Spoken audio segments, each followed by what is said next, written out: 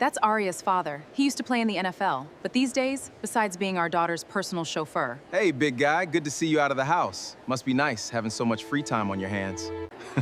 Rashad actually helped her buy the high-end LED kit for the stars, the one that actually costs money. But I guess you wouldn't know about that. She asked for cardboard, Yasmin. That's Aria's father. He used to play in the NFL, but these days he doesn't do much of anything besides being our daughter's personal chauffeur. Yasmin's voice wasn't a whisper. It was loud, clear, and perfectly pitched to carry across the crowded gymnasium of River Oaks Elementary School. She stood near the entrance, holding a glass of white wine, her red bodycon dress making her stand out like a flare in the sea of pastel-colored parents. Next to her stood Rashad Voss, wearing a flashy patterned suit that screamed for attention, a smug grin plastered across his face. A few parents standing nearby turned their heads, their eyes shifting uncomfortably between Yasmin and me. Some offered polite, forced smiles, while others quickly looked away, pretending to be deeply interested in the fifth-grade science projects lining the tables. I didn't stop walking. I didn't let my expression change either. At 39, after years of playing fullback in the NFL, I had learned how to take a hit without showing pain. You don't give the defender the satisfaction of knowing he rattled you. I just kept my eyes on our 10-year-old daughter, Aria, who was standing by her project booth at the far end of the room, waving her hand excitedly at me. "Hey, big guy," Rashad said as I drew closer, his voice dripping with mock friendliness. He stepped forward, offering a hand that was heavy with expensive rings. "Good to see you out of the house. Must be nice having so much free time on your hands." "It has its perks," I said, bypassing his outstretched hand entirely and focusing on Yasmin. "She did a great job on her solar system model. You should go take a look." Yasmin sighed, a sharp, irritated sound.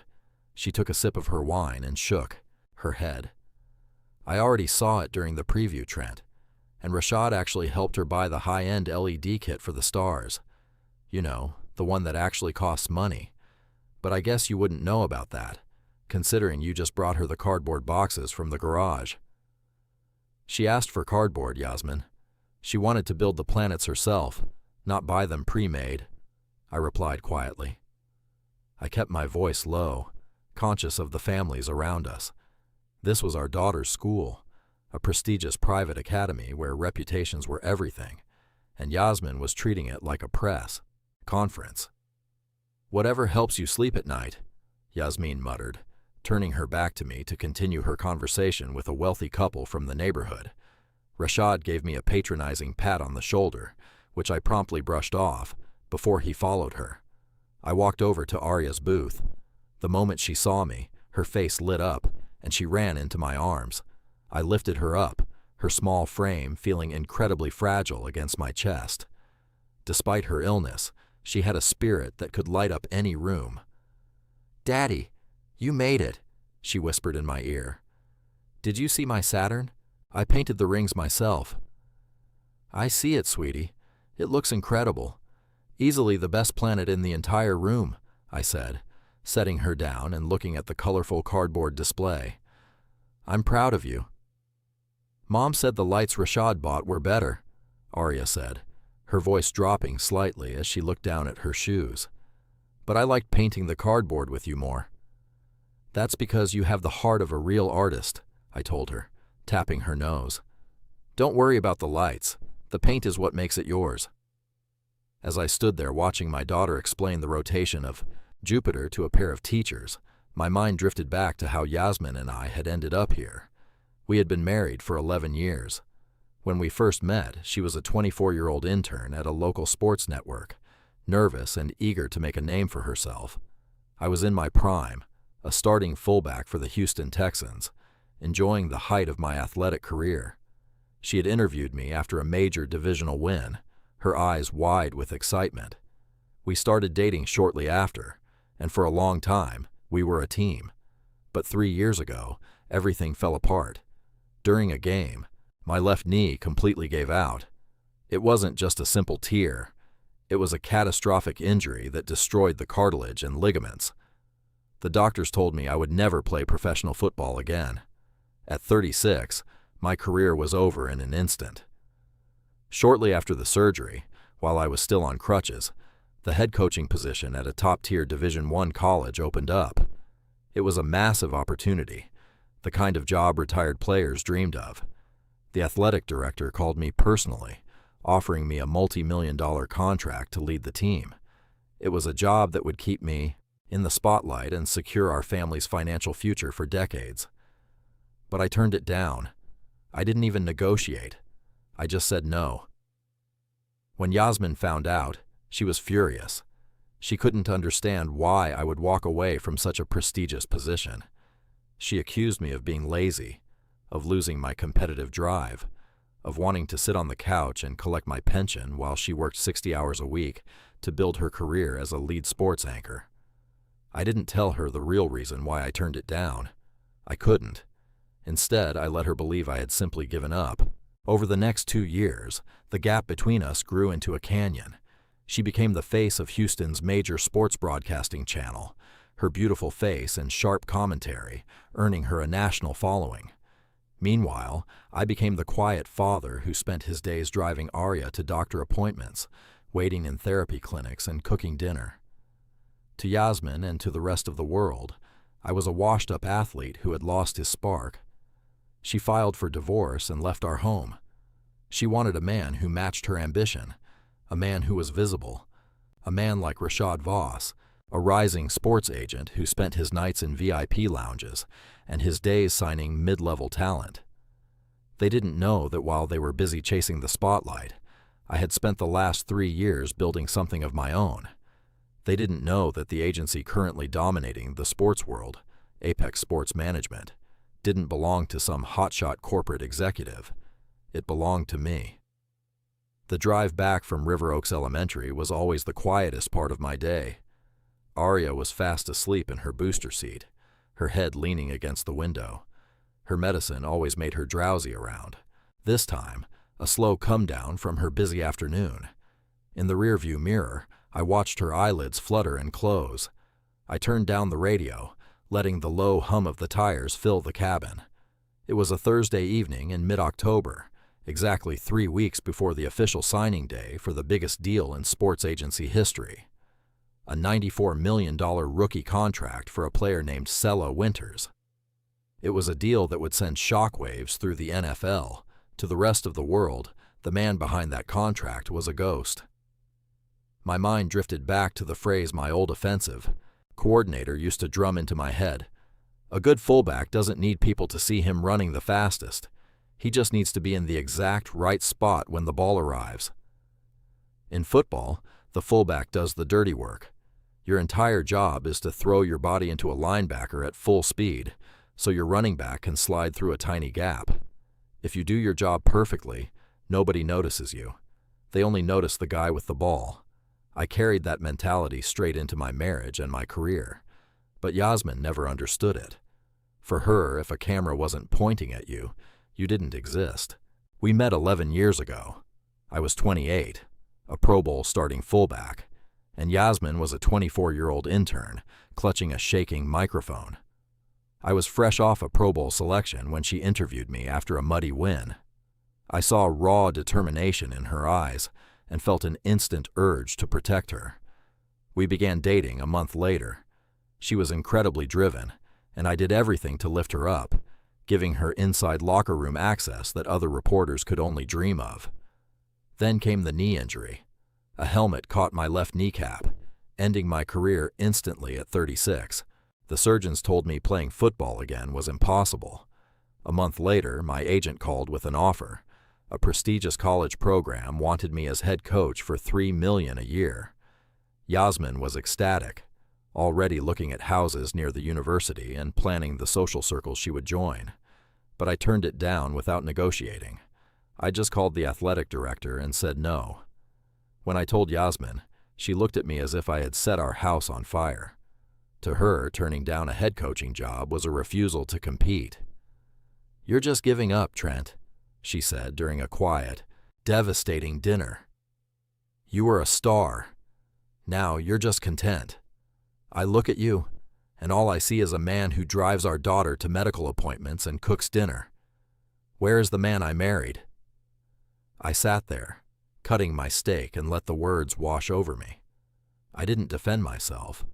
I didn't point out that the coaching job would have required me to recruit on the road for 200 days out of the year. Most importantly, I didn't remind her of the night Aria had her first major seizure. Yasmin had been in Atlanta covering the draft combine. I was home alone with Aria, who was only 7 at the time. At 3 a.m, I woke up to a strange, rhythmic shaking from her bedroom. When I ran in, her face was blue, her tiny eyes rolled back, her limbs jerking uncontrollably. I carried her to the car in my bare feet, speeding through red lights to get her to the emergency room, praying just to let my little girl breathe.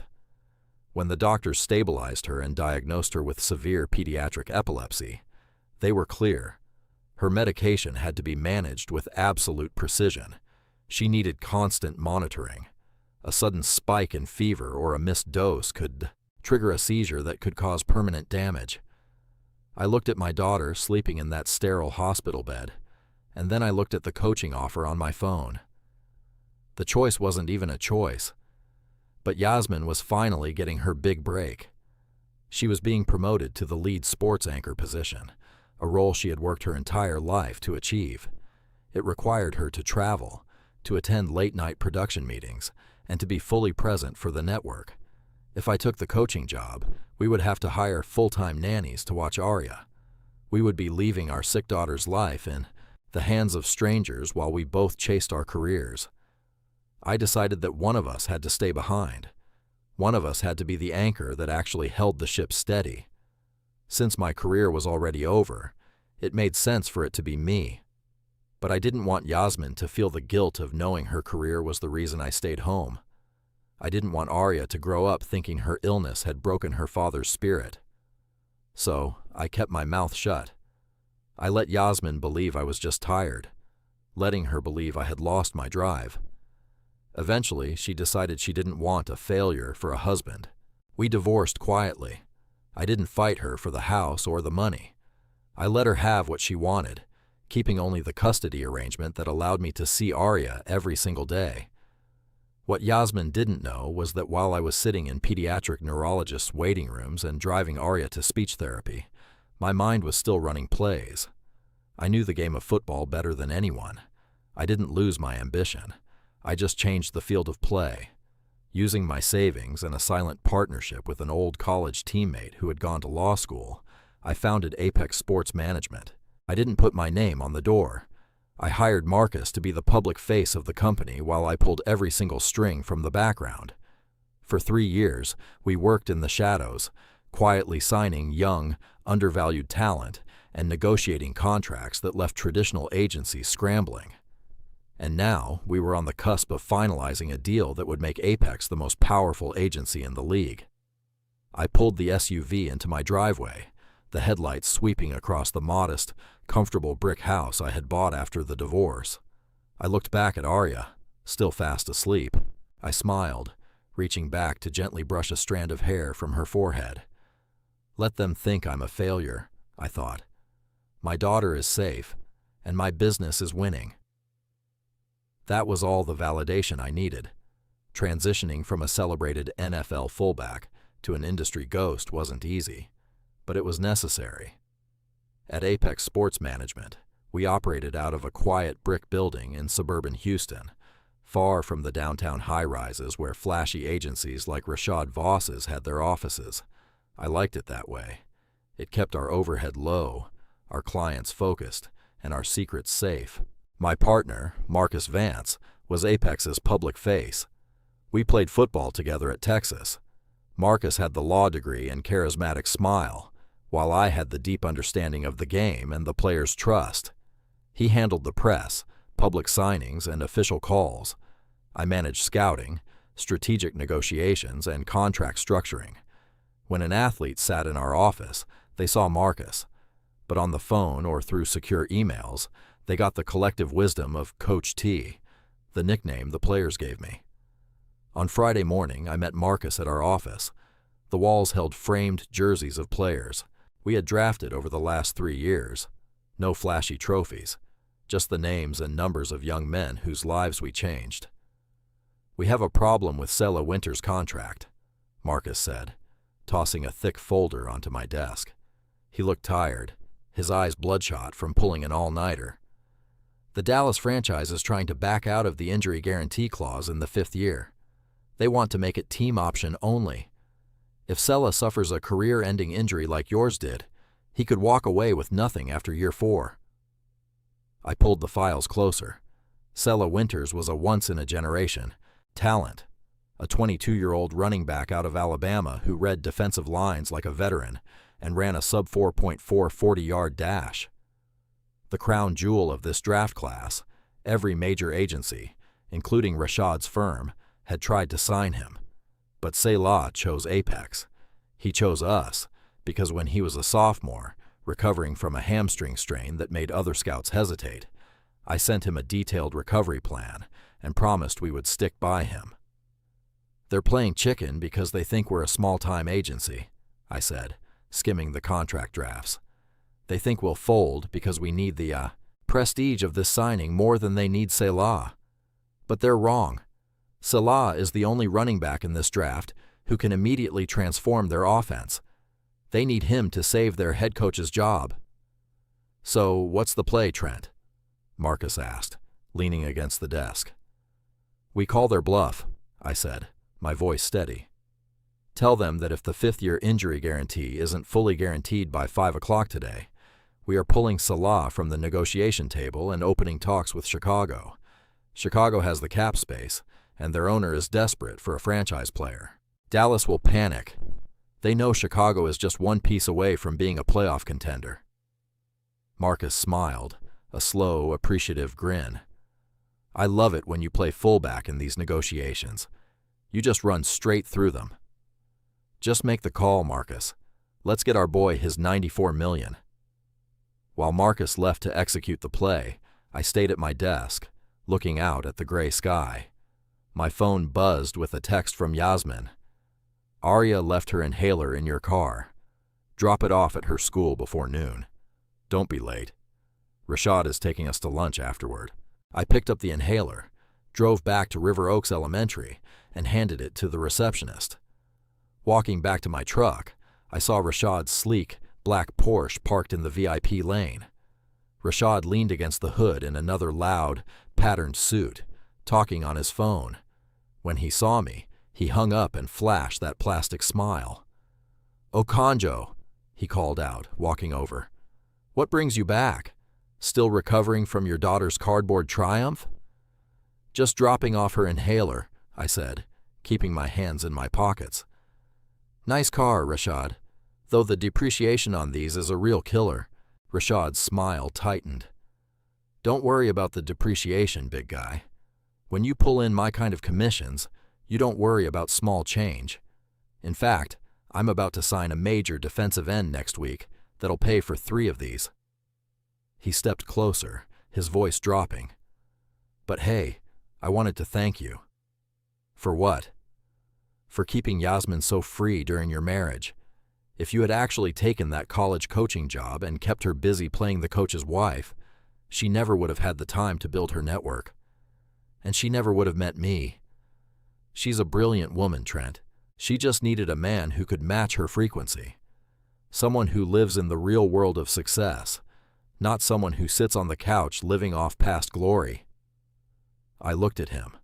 I saw the expensive watch, the styled hair, the desperate need for validation.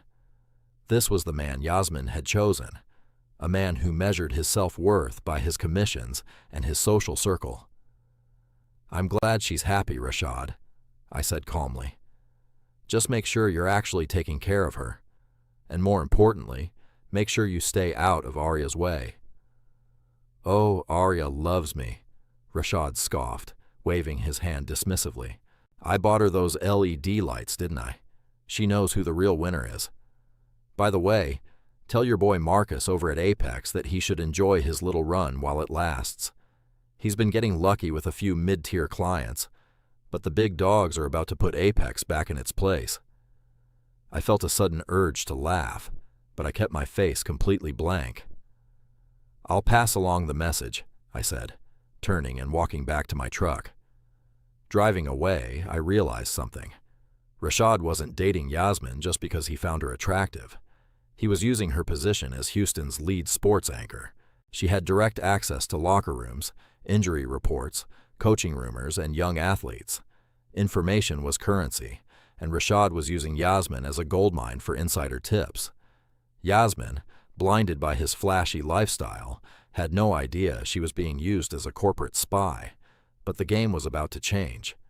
2 weeks after the science fair, the sports world in Houston buzzed with one name: Selah Winters. The Alabama star had officially signed a historic 5-year, $94 million rookie contract with Dallas. It was a groundbreaking deal, featuring a fully guaranteed 5th-year injury clause, the exact protection Marcus and I had fought so hard to secure. The media was in a frenzy. Every analyst scrambled to figure out how a young agency like Apex Sports Management pulled off such a massive coup, embarrassingly beating traditional giant firms that had spent millions trying to court Selah. Yet he chose an agency whose owner was a total mystery. To capitalize on the massive news, Channel 8 Sports secured the exclusive first live interview with Selah. And because she was the lead sports anchor, Yasmin was hosting it. I knew this because Marcus had called me earlier, his voice laced with nervous excitement. "Trent, Selah's team just confirmed they're at the television studio," Marcus said. "He's scheduled to go live in 30 minutes. You sure you don't want to be there? It's your victory lap, man. You designed the entire contract structure that saved this kid's future." "No, Marcus," I replied, leaning against the kitchen counter while keeping an eye on the stove. I was simmering chicken soup for Aria, who had been feeling sluggish that morning. "The public doesn't need to see me. You're doing a great job as the face of the company. Let's keep it that way." "But Yasmin is hosting, Trent," Marcus hesitated. "Don't you want to see her face when she has to praise Apex on national television? After everything she said about you? After calling you a failure?" "My ego isn't worth risking what we've built, Marcus. If the media finds out I'm the owner, they'll start digging into my personal life. They'll start hounding Aria. I don't want paparazzi outside her school, and I don't want journalists asking her about her health. My anonymity is the shield that keeps my daughter safe. That's worth more than any victory lap." Marcus sighed, but I could hear the deep respect in his voice. "You're a good father, Trent. All right, I'll let Selah know you're watching from home."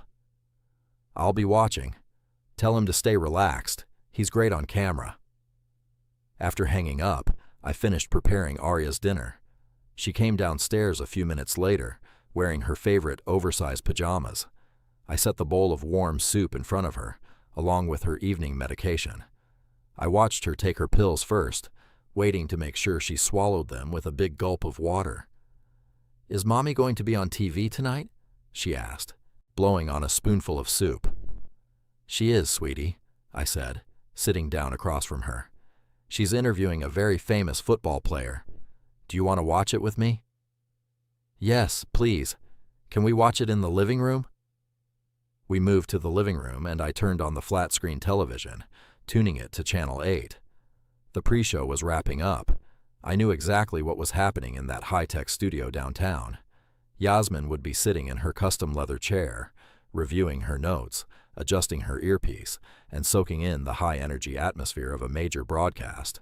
Behind the scenes, Rashad Voss was likely hovering in the green room.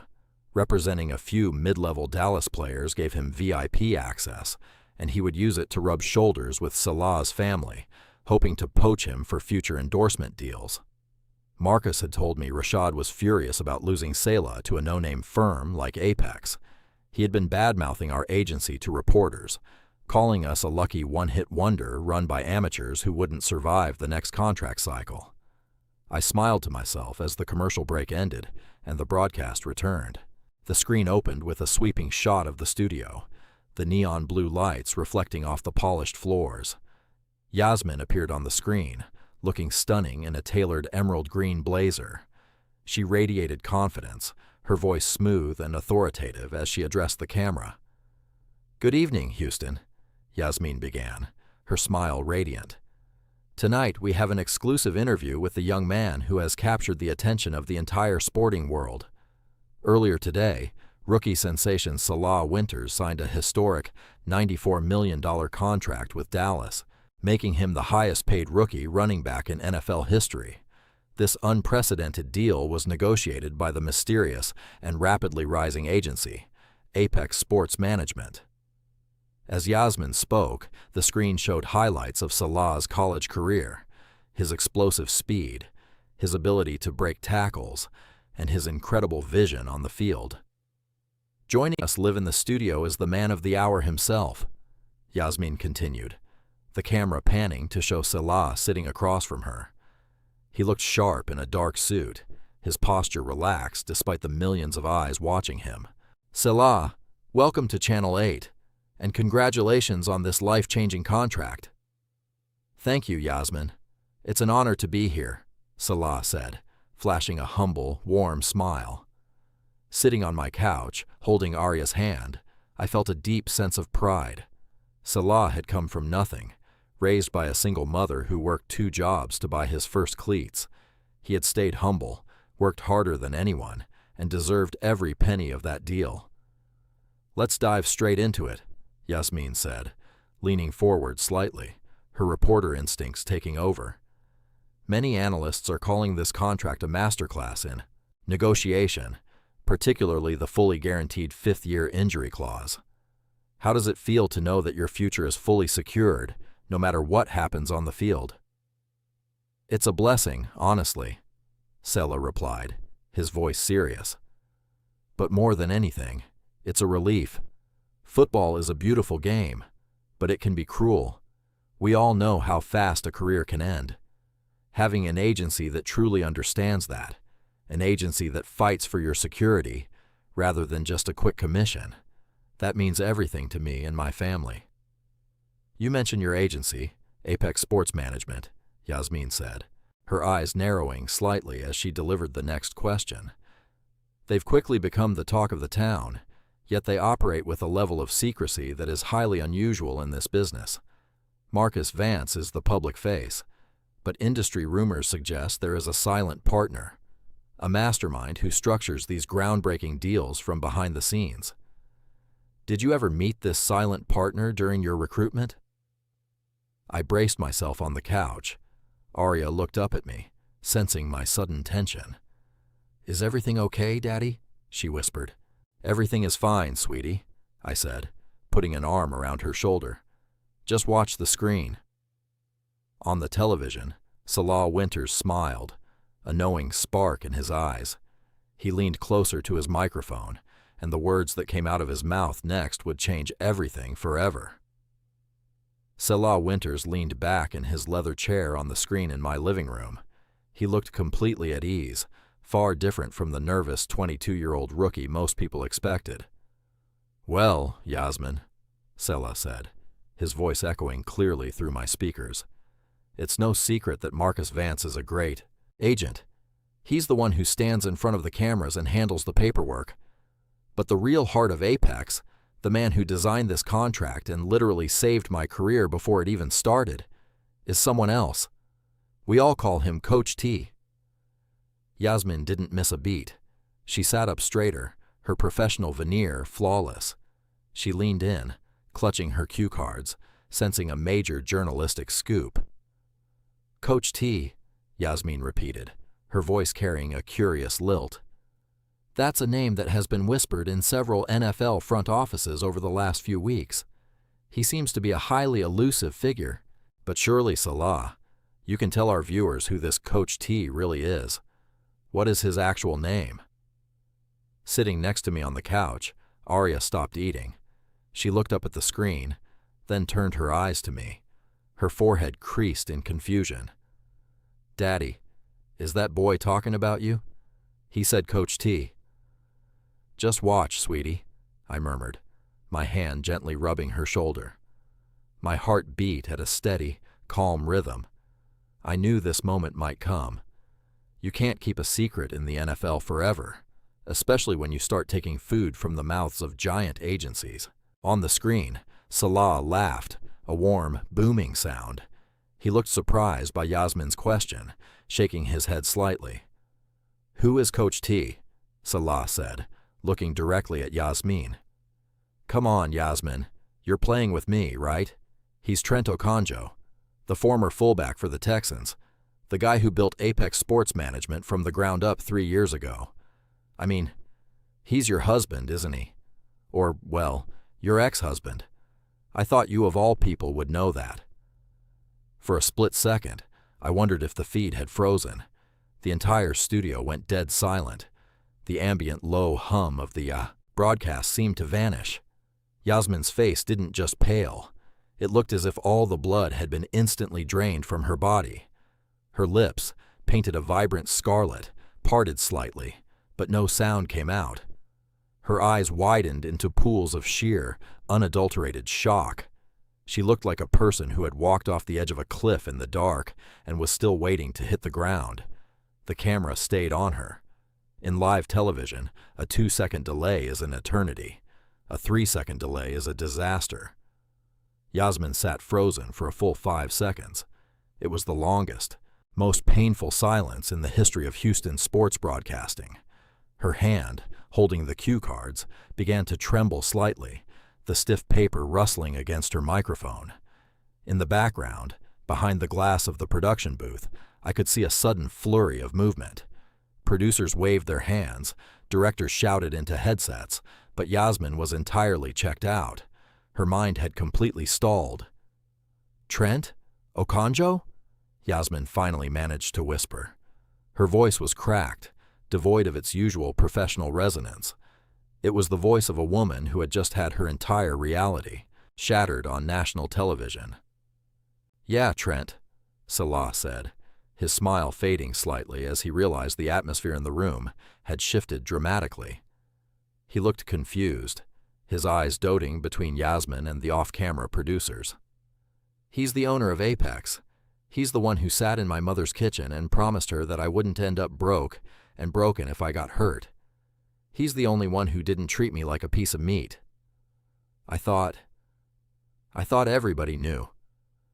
We will be right back after a quick commercial break," Yasmin stammered, her eyes darting wildly.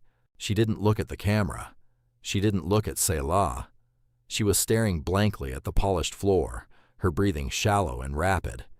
The screen abruptly cut to a commercial for a local car dealership. Beside me, Aria let out a small gasp. "Daddy, Mommy looks so scared. Why did the boy say your name?" "Refine your soup, sweetie," I said, my voice soft and steady as I kissed the top of her head. "It's okay. Mommy is just surprised."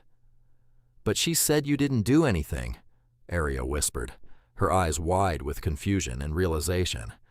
"She told Rashad you were just a driver.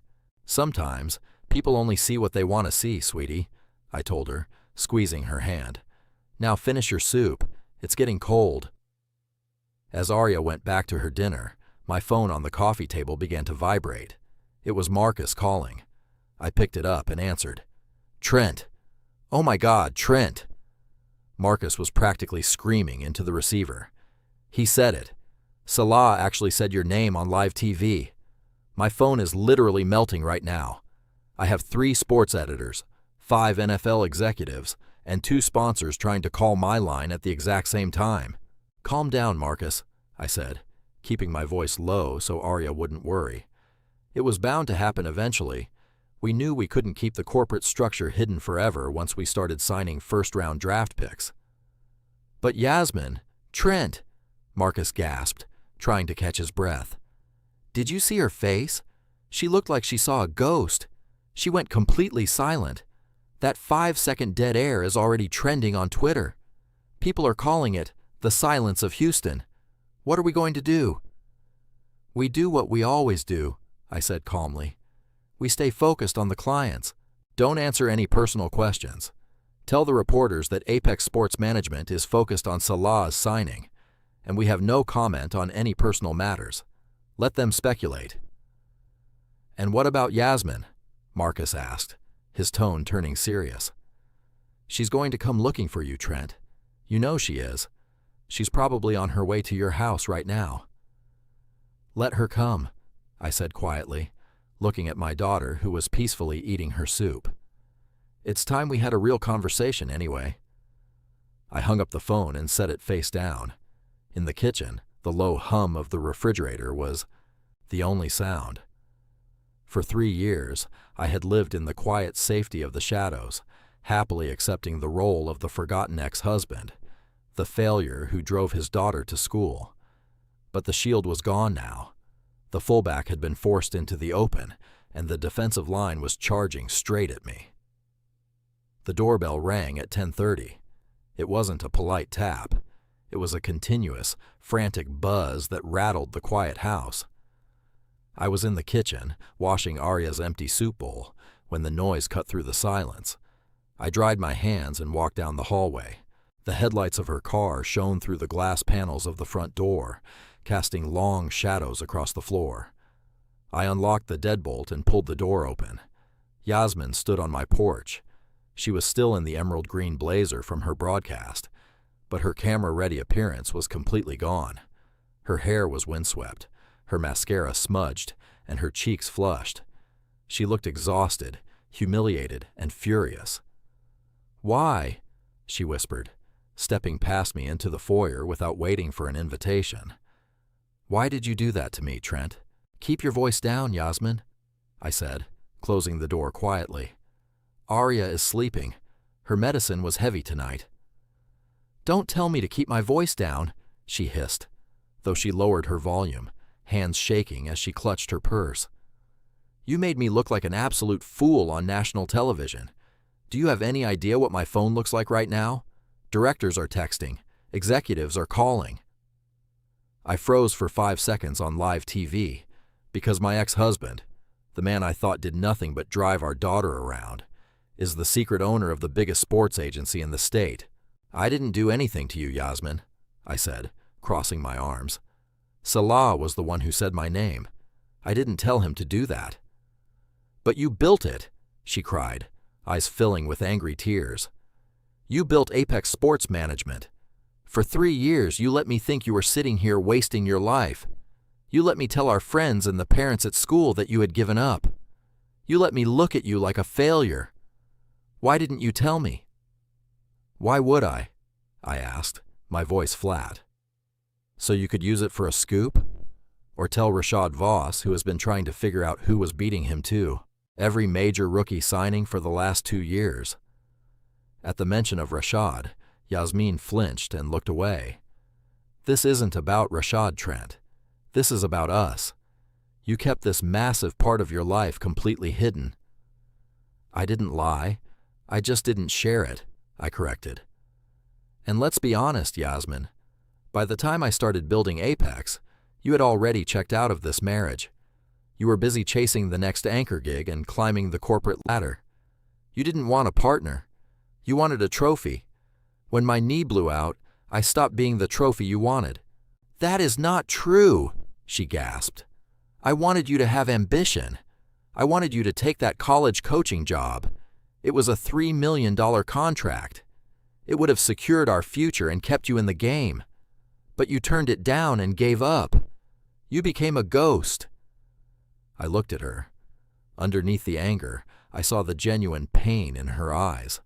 For 3 years, I let her believe I had given up because it was easier. But now, the truth was out, and there was no point in keeping the old secrets. "I didn't turn down the coaching job because I lost my ambition, Yasmin," I said quietly. "Then why?" she demanded, wiping a tear. "Give me one good reason why a Pro Bowl fullback walks away from a head coaching career to do nothing." "Because of Aria," I said. Yasmin froze, her brow furrowing. "Aria? What does she have to do with you turning down that job? We could have hired the best nannies with that salary." "Do you remember the night Aria had her first seizure?" I asked, my voice dropping to a soft, heavy whisper. Yasmin blinked.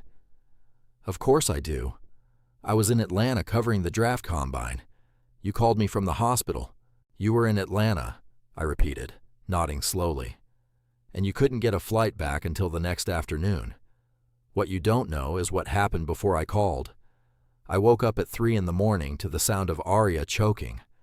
I ran into her room and found her shaking, her face completely blue, her eyes rolled back. I had never been so terrified, Yasmin. I played in front of 80,000 screaming fans, took hits from 300-pound linebackers, but holding my suffocating 7-year-old daughter was the first time I felt true, paralyzing terror. Yasmin's breath hitched. I carried her to the car in my bare feet, I continued, my voice thick with emotion. I drove 100 miles an hour, praying she wouldn't die in the back seat. When the doctors finally stabilized her and diagnosed her with severe pediatric epilepsy, they were clear. She needed a structured, stress-free routine.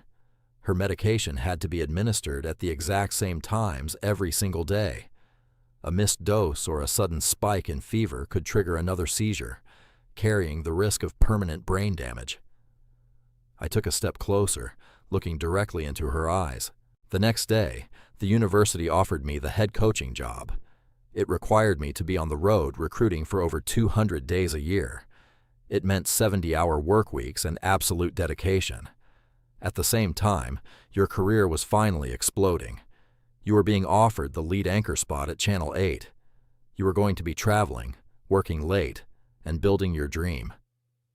I paused, letting the weight of my words settle.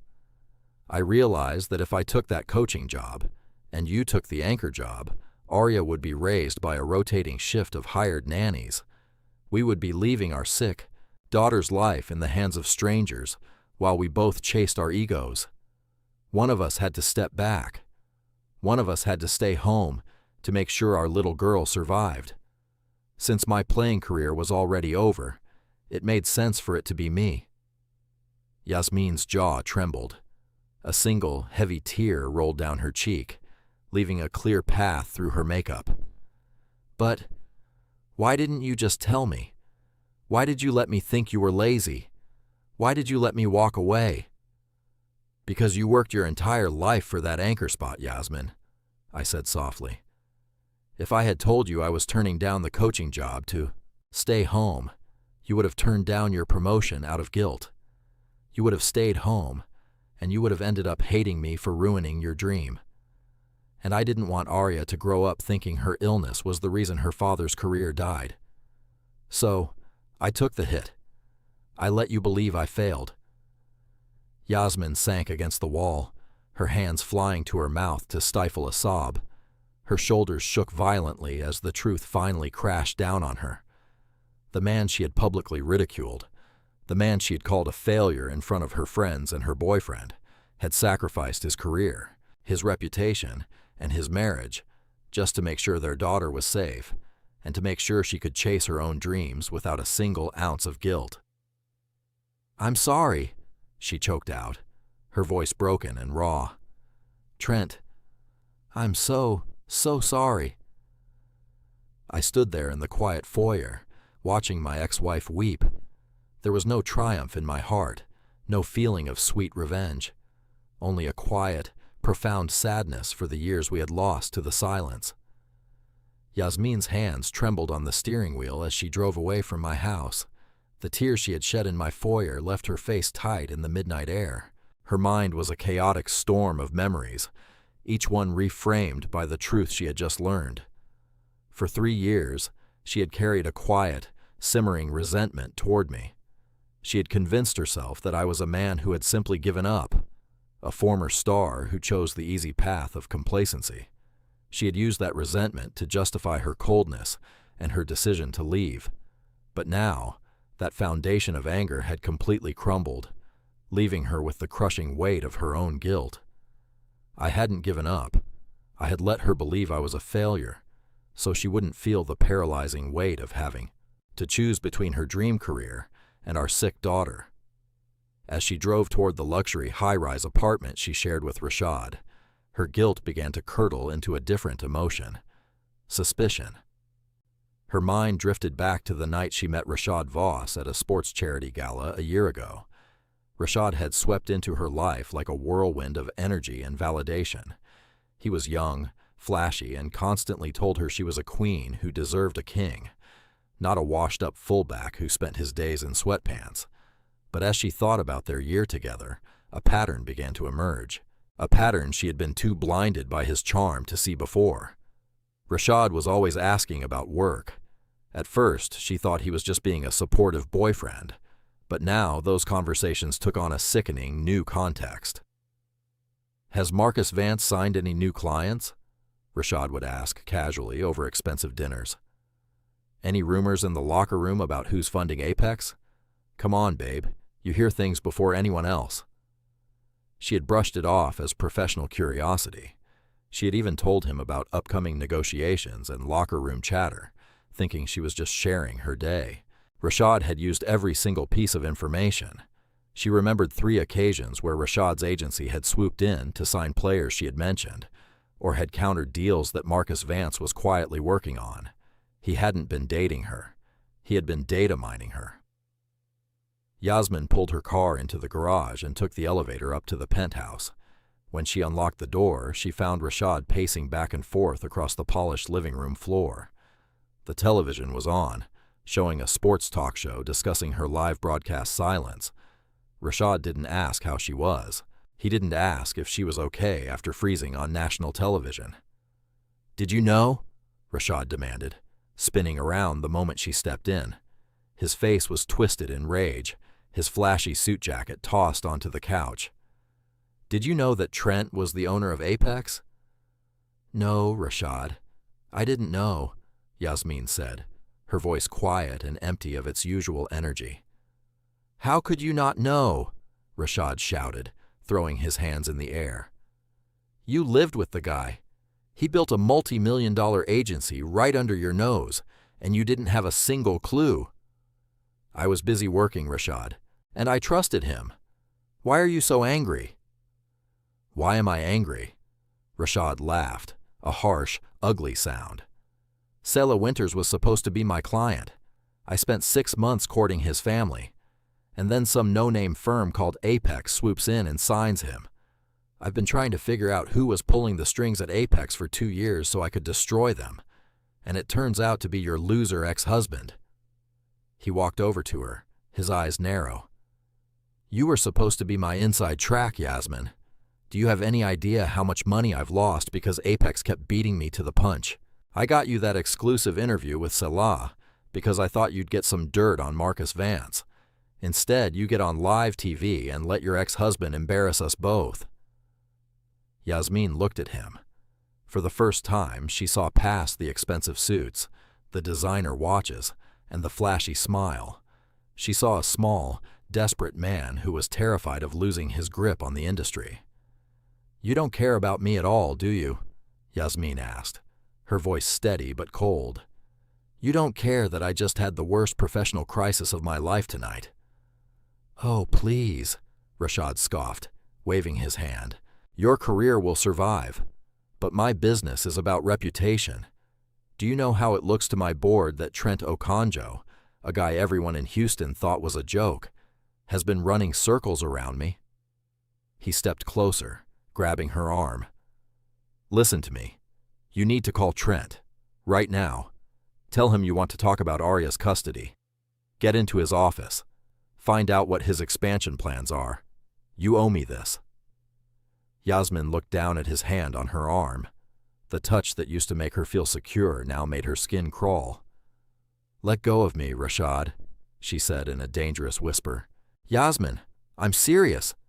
I said let go of me," Yasmin snarled, wrenching her arm out of his grasp. She took a step back, her eyes burning with a cold, fierce light. "It's over, Rashad."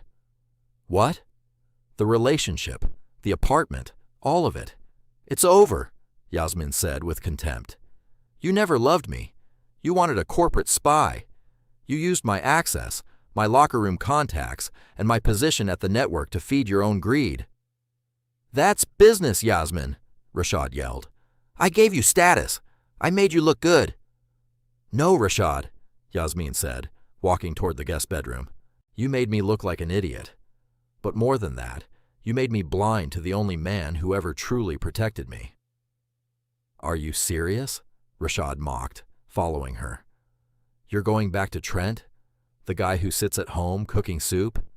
You think he's going to take you back after you called him a failure? I don't expect him to take me back, Yasmin said, throwing her suitcase onto the bed. I don't deserve him, but I would rather spend the rest of my life alone than spend another minute with a parasite like you. She packed her clothes in a silent, furious blur. Rashad stood in the doorway, yelling and insulting her, but his words didn't register anymore. She zipped her bag, grabbed her purse, and walked out of the penthouse without looking back. As she entered the elevator, she felt a strange, terrifying sense of freedom. She had lost her husband, she had damaged her career, and she had just walked away from her high-end lifestyle. But for the first time in 3 years, she was finally seeing the world clearly. 3 months after the live broadcast that shattered our old lives, the Texas heat had finally surrendered to a crisp, cool December breeze. I sat in the familiar waiting room of the pediatric neurology clinic downtown. The walls were painted a soft, calming pastel blue, lined with framed pictures of cartoon animals. In the corner, a small television was playing a cooking show on low volume. I sat in a vinyl chair, holding a lukewarm cup of black coffee in one hand and Aria's medical folder in the other.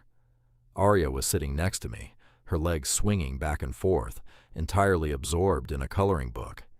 She was coloring a picture of a space shuttle, her crayon moving with careful, focused strokes. Her cheeks were flush with health, and her breathing was steady.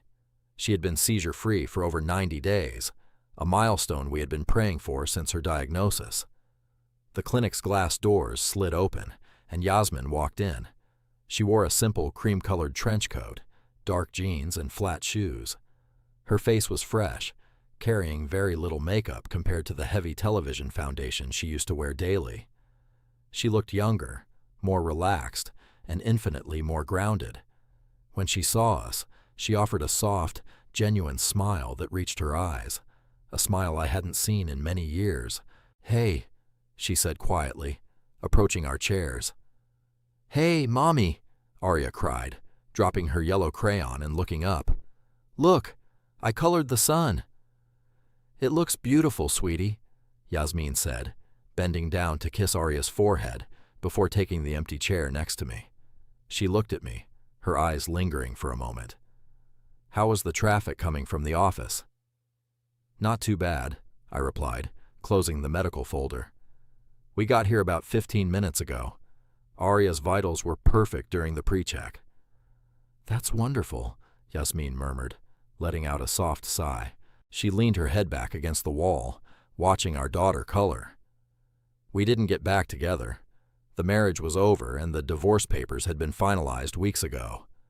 We both understood that some things, once broken, cannot simply be glued back together just because a hidden truth is finally revealed.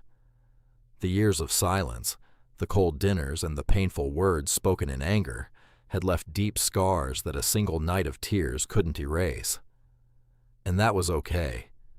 We weren't trying to resurrect the past. We were trying to build a healthier, more honest future for the person who mattered most, Aria. After leaving Rashad Voss that night, Yasmin had rented a quiet townhouse closer to the studio. She had completely cut ties with him, both personally and professionally. Marcus told me that Rashad's agency had taken a major hit in reputation. Several players, realizing how Rashad had used his relationship with Yasmin to get insider locker room details, had quietly terminated their contracts with him. He had tried to spin the story to several journalists, but with Selah Winters publicly backing Apex Sports Management, his desperate complaints fell on deaf ears. But Yasmin didn't just walk away from Rashad. She also took responsibility for her own actions. A month ago, without consulting any PR managers or network executives, Yasmin had recorded a short, 3-minute video and posted it directly to her personal sports broadcast channel. It wasn't a polished, heavily edited video. She sat in her office, wearing casual clothes, looking directly into the camera. In that video, she didn't try to defend her past behavior or protect her reputation. She spoke clearly and directly. She admitted that she had been blinded by the flashy, superficial metrics of success. She confessed that she had publicly mislabeled her ex-husband, Trent Okonjo, as a failure because she had been entirely blind to the immense, silent sacrifices he had made to raise their daughter and protect her own career. "I am making this public statement not to rehabilitate my image," Yasmin had said in the video, her voice remarkably steady. "I am doing this because I want my daughter, Aria, to grow up knowing the absolute truth. I want her to know that her father is not a failure. He is the strongest, most dedicated man I have ever known. He is the quiet anchor who sacrificed his own dreams so that both of his family members could chase theirs." The video had gone viral, but for the first time in our lives, the media attention didn't bother me. It wasn't about the public's reaction. It was about the fact that Yasmin had finally looked at our daughter and told her the truth. "The doctor is ready for you now, Aria," the nurse called out from the doorway, holding a clipboard. Aria jumped up, grabbing her coloring book. "Come on, Daddy. Come on, Mommy." We both stood up and followed her into the examination room. Dr. Joseph, Aria's neurologist, smiled as we walked in. He went through the standard tests, checking her reflexes, looking at her pupil responses, and reviewing the logbook of her daily medication that I had meticulously kept. "Everything looks phenomenal," Dr. Joseph said, turning around in his rolling chair to look at us. "Her brain activity is remarkably stable. Whatever you two are doing, keep doing it. She is thriving." I looked at Yasmin, and she looked back at me. For the first time in 3 years, there was no tension between us. There were no hidden barbs disguised as jokes, no unspoken resentments lingering in the air. There was only a shared, profound relief. After the appointment, we walked out of the clinic together, stepping into the cool December afternoon. The sun was beginning to set, casting a warm golden glow over the Houston skyline. "Thank you, Trent," Yasmin said as we reached our cars, "for taking care of her, for keeping her safe when I wasn't there." "She's my daughter, Yasmin," I said softly, leaning against the side of my truck. "I would do it all over again in a heartbeat." "I know you would," she said, her voice catching slightly. "I see that now." She reached out, giving my arm a gentle squeeze. It wasn't a romantic gesture. It was a touch of deep respect and shared history. She kissed Aria goodbye, promised to pick her up for the weekend on Friday afternoon, and walked to her car. I buckled Aria into her booster seat, climbed into the driver's side, and started the engine. As I pulled out of the parking garage, I looked at my daughter in the rear-view mirror. She was looking out the window, a peaceful smile on her face. I thought about the football field, where the fullback throws himself into the line of scrimmage, taking the hardest hits in complete obscurity, so the team can move forward. My quiet life in the shadows hadn't been a sign of weakness. It had been the ultimate act of protection. I had taken the hits. I had let the world call me a failure, and I had stayed in the exact right spot when my family needed me most. And looking at my thriving, happy daughter, I knew I had won the most important game of my life.